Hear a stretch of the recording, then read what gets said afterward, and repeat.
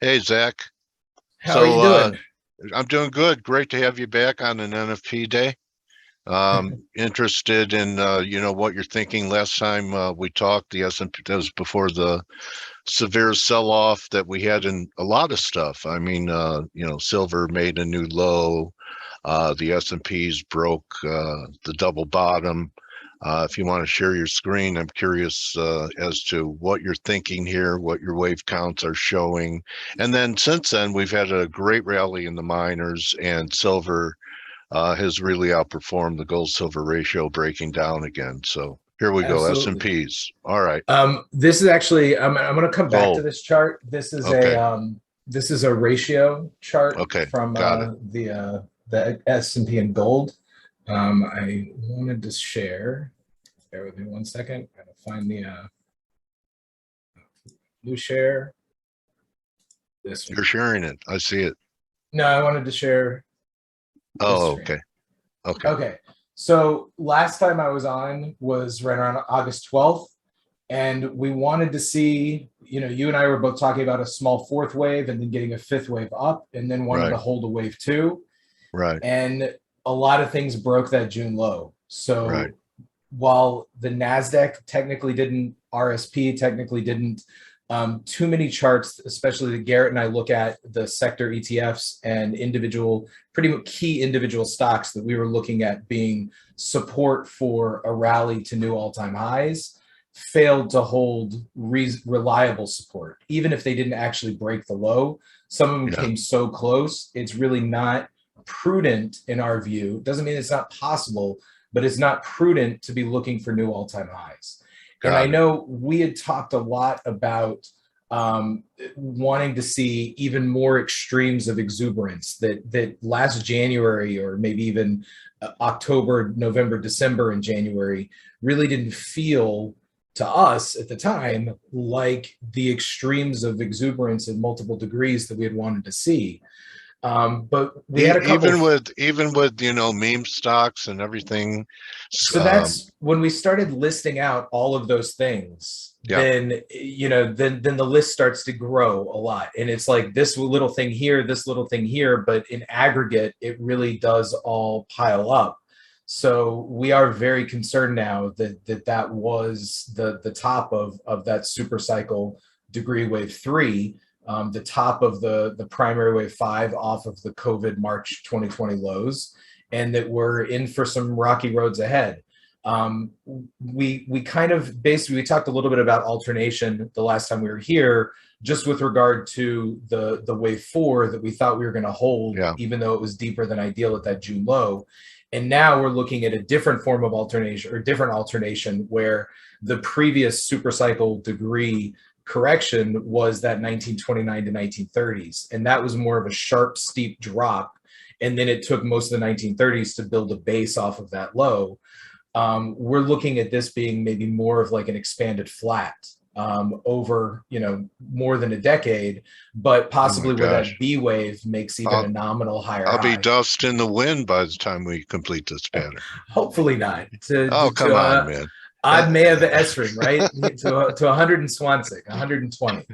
all right, so Um, shorter term here, Zach. I see, that break below that low was A, and it looks like you allow for a rally. We've had a 2-day bounce, but it looks like you allow for a rally all the way back towards that old high at 4,300, which makes this ex- like a flat. Am I correct? Exactly. I mean, Okay. that's my preferred path is to get is really to either count this as 5 down as the A wave. Yeah. So that means we'd be looking for an A, B, C bounce up into that 4,400 region as the B wave, Okay. or to continue to count I this as the like A, that. B, C down as Yeah. June low as the A wave. This was a nominal lower low as the B. Then Oh, we're the going to be looking regular for, B. Yeah. yeah, and then we're going to look for 5 waves up as the C wave of that wider flat, also to the I get 4,300. a regular once in a while. You got to drink some coffee, right? Are you I 29% of I the, do that. All right. That's but pretty interesting. Go ahead. I really try to avoid having a lot of alternate paths, but the problem is that once you get into corrective wave structure, now we're looking at corrective structure at a very large degree. I mean, bottom line is we need to see more of a bounce off this low. But one of the things that Garrett and I are very concerned about, particularly when we're looking at stocks like Apple and Microsoft, is that a lot of those look more like this might be the start of a larger C wave down already. So this might be an ABC down though, but ABC down of wave one of that larger C. So instead of getting more of a B wave bounce, they run into resistance here in maybe the 100 to 50-day moving average regions as a wave two bounce and then turn back down. I have a trend line test around 39.40, 39.50 that it broke down out of. That it could come back and retest. And that 39.50 is the 100-day moving average and about a 50% retrace of this move down. So that's a perfect resistance region. So, you know, one of the things that I like to do, and I'm gonna switch screens on you one more time, is try and look for, you know, I try and avoid having those alternate counts, except when I'm trying to show where they can overlap. So here's just looking at off of the recent low. We have a move up that can count as 5 waves up, and we're working on a retrace. I don't think I like your 3680 to 3660 region that you were talking about. I mean, you could count this as maybe 1, 2, 3, 4, and 5 of the C wave. That's just under 382. So there is a chance that that morning low after the jobs holds at 3709. But I'd really like to see this be the 1-2 start of a choppier ending diagonal that takes us down closer to the 3660s as a retrace. But here's what I was talking about in terms of that overlap, is that if we're looking at this as an A, B, and we want to see 5 waves up for a C wave, that 5 waves up as the C wave could take place as an ending diagonal, where this 5 waves up is too small to be wave 1 of that C wave, but too big to be just wave 1 of 1. So if this is an A, B, and a C of wave 1 in an ending diagonal where all of those subwaves are ABC moves, it's a choppier move. It's going to look very corrective to start. This move up towards 39.50 that we talked about could be that wave 2 that a lot of people are very worried about and start to short, but it doesn't get follow through and it only gets a corrective move down, holds support in the 37.20s, and then invalidates that, but doesn't get impulsive follow through ever.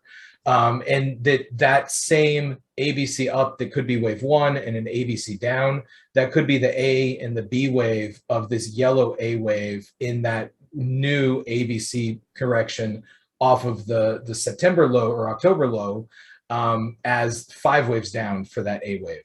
So the cool thing that I see, I mean, it's kind of nerdy Elliott wave stuff, but that exact same structure is going to line up until you get to this part here where it's the same proportional move, whether it's the third of that ending diagonal for the white C wave or the C of the yellow A wave. Those should be the same move proportionally, but the wave structure for the gray wave 3 should be an ABC move, whereas this C wave should be 5 waves up. Okay, so besides all the different ways we can correct, the takeaway is from the last time we talked, because of the action of taking out the June lows, looking for new highs is off the table, and we're just looking for spots to short the market to possibly take us down towards what, about, a lot of people are talking 3,000, 3,100, the pre-COVID high for some targets. If we bounce closer to the 4,400 region, then a measured move for that C wave takes us down to the 3,200s, 3,300 region. That could extend a little bit more, maybe down to 2,900. But then we'd be looking for another bounce and then a move down. I don't think that this is that a lot of people. That's what I first showed when we started looking, that a lot of people keep everyone wants new highs.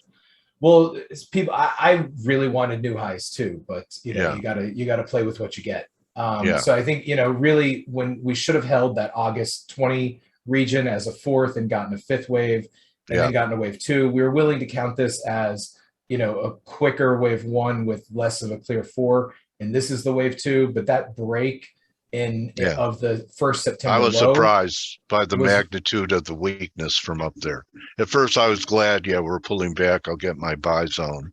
Right. And just, there were some cycles that were negative until early October. So I said, just wait until early October, see what markets are holding up the best. And one of those candidates would be silver, would put in higher lows, even though gold made a lower low at 1610. I'm interested in your structure in silver or miners, if you can show that.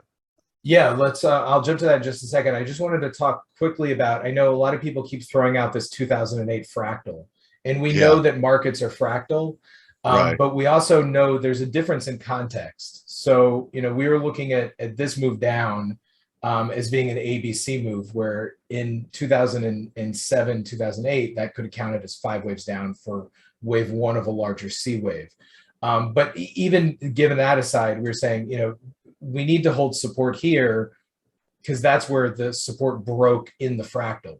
So there certainly is a risk, but we think that the context is still a little bit different. As we said, we're looking for that wider flat first, and then we're looking for more of a measured move C wave down, not a 3, 4, and 5 that we saw in 2008, because we're at a different spot. We're starting a new correction. This was actually the 5 waves down as the C wave in an expanded flat that started back in 2000. Do you do anything with time after this correction? Perhaps we complete that decline to 3,200 or wherever the number stops by March or into the spring of next year? Part of that depends on how long it takes us to get that B wave. If we're going to get 5 waves up as the C of B, then we could turn down sooner and maybe get our target sooner.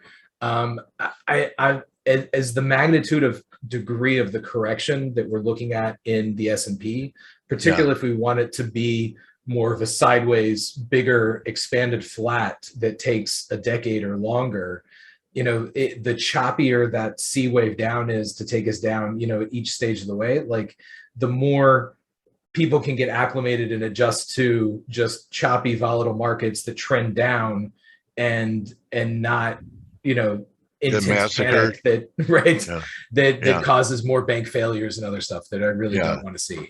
So it's more like cancer than a heart attack, this bear market. I mean, I have that note on my larger S&P, the beans, bullets, beer, and bullion in a bunker, is the note, but like I really, hope that's more tongue in cheek. Yeah. Okay. All right, great. So this is that ratio chart. And I think you guys are right on the nose that this is, ratio charts, you can't tell that you can't predict direction of the individual components directly. It's just looking for relative strength. But I was looking for a top, whether it was the B wave of an expanded flat or just an alt 5 waves up as wave 1 and a new ABC in the S&P to gold ratio chart. Since December, January. And that has turned down and been trending downwards in a corrective manner since then. And it is manifesting itself. I thought it was just going to be that gold was going to significantly outperform equities and that we were still going to be able to get another high, but it's looking like we're going to see continued weakness in equities as well as strength in the precious metals. So I do like that. Because most people don't think that can happen. They're thinking back to COVID when we had risk off and they sold everything. Even the silver crashed to $12. But you might be a few years older than me, but I'm old enough to remember, back when my subscribers used to argue with me that there was a perfect inverse correlation between equities and metals and miners. Equities are supposed to be up, so miners can't be. Yeah, that hasn't happened in years. It hasn't happened in years, but it's correlations work until they don't, and so we try and avoid arguing for specific correlations.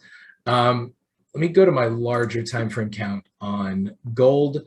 So we're viewing this as a very large, not quite expanded flat because it didn't make a higher high. It came pretty close. And then we have 5 waves down for a C wave, holding that 382 retrace. So fits that flag that Blake was talking about in an uptrend. So great consolidation level. Also hitting some longer term support from fib fans. So really like this low holding. Could have, we could have squeezed all of that into here. It did look like we had 5 waves up, but again, that a was lot a of things fooler. Failed to hold that June support. And then once, you get early warning signs too, when, you're looking at, okay, this looks like 5 waves up. This is your proportional correction. We should go.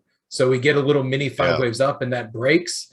That's your early warning sign from Elliott waves. So we know, all right, something else is playing out. So maybe you can allow for a Good deep, to know.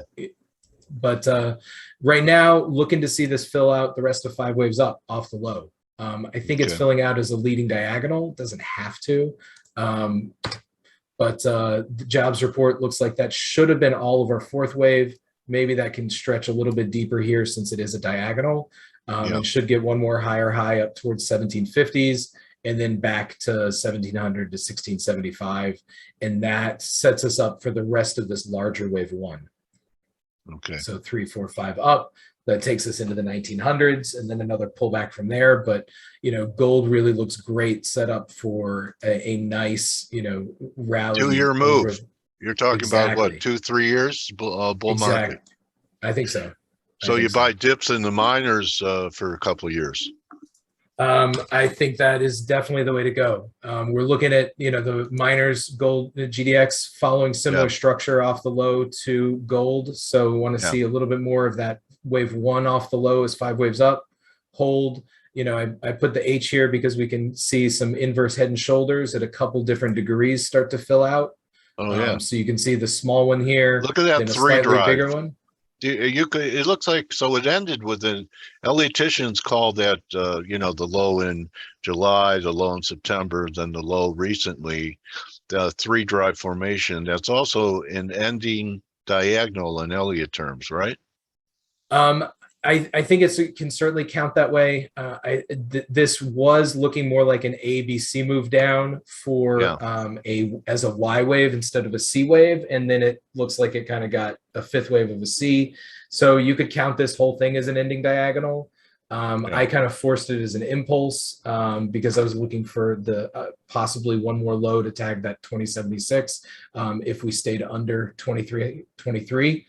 But pretty classic I've 3 kind drive. of opined exactly. I've kind of opined about how we have so much newer blood in the markets that WXY patterns are a little bit less familiar to people subconsciously. So a lot of times you'll have a perfect WABC of a Y wave, and then it gets a 5th wave down anyway. Okay. All right. But looking longer term, again, over that same, 18 to 24 months, can get that nice swing move up. At least towards the 60 level would be ideal, if not even closer to 74 to 77. In GDX. So, and a lot of those, a lot of the individual miners are looking even stronger than that. So there's Fortuna Silver and Endeavor. They really came out of the hole. So they are really strong off the low. I don't like Fortuna as much just because this is, it doesn't have is more clear established history.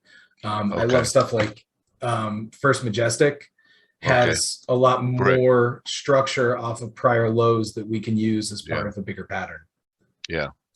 Okay. And I noticed that, and it gave me hope on the physical position or the futures position, is that AG did not make a new low when silver washed out on that stop hunt, Zach, and made new lows. That was a nice tell. Yeah, the nice thing on silver is that this consolidation, it actually held higher relative to gold in some respects, but it can be a primary degree wave 1 and wave 2 off of the 2020 low, whereas here we're just looking at a primary wave 4 and getting 5 waves up as a larger primary wave 5 in gold, silver can be working on just this bigger wave 1 of a primary wave 3 start. Wow. So So again, that could want to take see it the above. rest. I was kind of thinking, gold silver ratio reverting to the mean would be about 40. And if gold got to 2,400, that would give you 60 plus silver Yeah, I at a think this 40 to top. 1 ratio. I could easily see us heading down to the 50 region, maybe Okay. even 47. That's all right. I'll give it that. Okay. Definitely looked like we topped there in that B wave in the gold silver ratio. So yeah, I do like the outperformance from silver on a percentage basis as well. Just I struggle with wanting to go for the percentage return or the clear wave structure. So sometimes I'll opt for gold that has a little bit more clarity to the subwave structure, even though you're not getting as much bang for your buck, just because I like the certainty of a more clear pattern than slightly more volatile silver. But so the cleanest pattern is in the gold itself. Gold itself is a little bit better than the baby brother, but that doesn't mean that some of the silver miners don't have really great patterns too. Okay. So Zach, want to wrap? Oh, there's Wheaton. Okay. Where's the best place for people to follow your work and Garrett's work? And so you get the biggest assortment of our analysis at ElliottWaveTrader.net. We have a couple services on Seeking Alpha. We offer free trials in both, so people can pick the platform that seems to work best with them. Our metals, miners, and agriculture service is only at ElliottWaveTrader.net, and that can be combined with Stockwaves at a 50% discount. Wow, you want to show the site or drop a link? Drop a link for people. Can do that too. Do both. My Zoom bar is over my. Let me ask you this: is Lynn thinking that this recent pullback in the dollar is the beginning of something, or just another pullback before we see new highs? I haven't seen what she posted on the dollar specifically, but she did post. She is very bullish on metals that she posted last night. Okay. Okay. There we go. Here's the link. But I do think on the dollar, I think this can be a pretty significant top for a long time. And whether we're counting this as an A, B, and then a really awkward 4 and 5 of a C wave, or just counting this as a diagonal up off the 2008 low, I think this ABC structure looks very complete. Whether that is the A, B, C of the 5th wave of the C wave, or whether that's just the ABC of the purple 5, I think we are due for a pretty big consolidation, which can take us back down towards the 80 region. Wow. I mean, first stop, plenty of stops along the way. I think it's going to be over. I mean, most of these currencies and commodities don't tend to give you long-term trending moves, except for I think the precious metals aside. More often you're oscillating in corrective structure between extremes. And I do think that the 114 region was pretty extreme for the dollar, and would like to see that work its way correctively down, which that could coincide a lot with the same larger, with the metals getting some nice upside, but also that larger ABC at the super cycle degree that we're looking at in the equities. Yeah, because that would be a relief for the market. Exactly. Yeah. Okay. Well, Zach, great presentation, man. Thanks a lot, Dale. Always a pleasure. I root for you guys, and really appreciate you coming back and sharing your knowledge with us. So everyone check out Zach, and could follow him on Twitter at Zach Mannes, ZACMANNES, and have a great fall trading season, and let's get back together in the winter, see how things are playing out there. Thank you very much. That sounds great. All right. So there. I think you've made it when you start getting copycat accounts on Twitter. So Oh yeah, yeah. post my actual at there. I've had a couple of people with like 2 S's or 3 N's, and yeah, I know. They just change a little detail and pretend to be. If they only knew what my real life was like, I don't think they'd want to pretend to be me. But exactly. but you're right.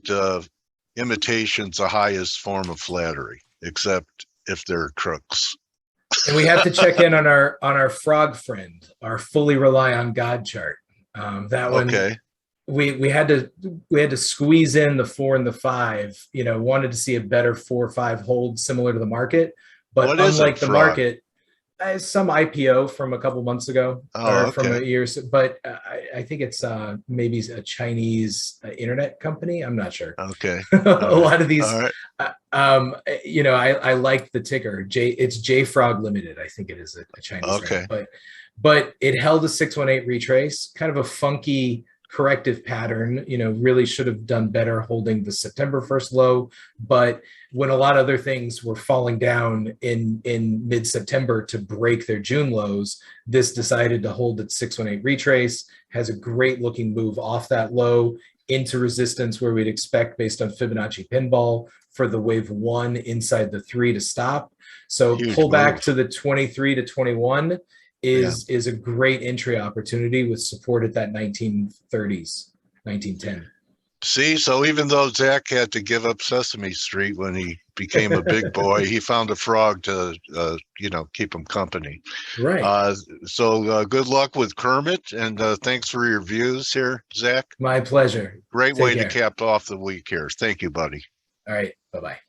All right, and everyone remember, could join the team in 15 minutes for the reaction to NFP. And thank you, everyone. Hope that we added value to what you're trying to accomplish. It's a very difficult endeavor, and have a great weekend.